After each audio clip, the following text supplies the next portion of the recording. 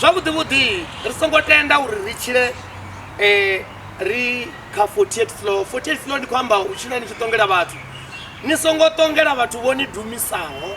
Na vhuya na dumisiwa nga vhathu, ni songo vhuya na vha ṱongela ngauri ni khou dumuluwa. U sedzani vhunzhi ha vhathu vho ṱongelaho vhathu vho sala vho no dumuluwa.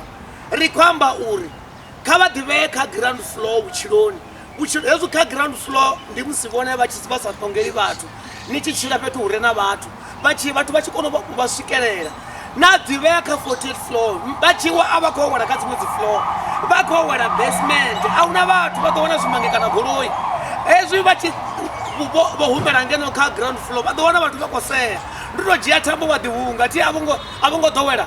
Vhunzhi ha vhathu vhane na wana hezwi hu tshi khou pfhi vho ḓivhulaya, ndi nga ndavha ya uri o vha tshi ṱongela vhathu. Zwino bannga ya dzhia a u tshena une na ḓo dovha na ya hone, ndi mafhungo ori u tou dzhia thambo u ḓihunga. Nango vhunganga vhu tou bebelwa vhutsila ri vhona nga maṱo. Honeha vhulombe hone National Entertainment Hub vha ri u shuma nga vhandolo zwanḓa sa vhavenḓa i ḓirwa khana nga vhutsila havho. Zwino mafhungo kea National Entertainment Hub i vhambisela NEH Awards nga dzi 18 April 2025 House of Kana Engwe Matshetsete. U ḓivha zwinzhi nga pfufho na uri vha dzhenela hani kha vha foune kha 072 366 8676 kana vha dalele info.nationalentertainmenthub@gmail.com.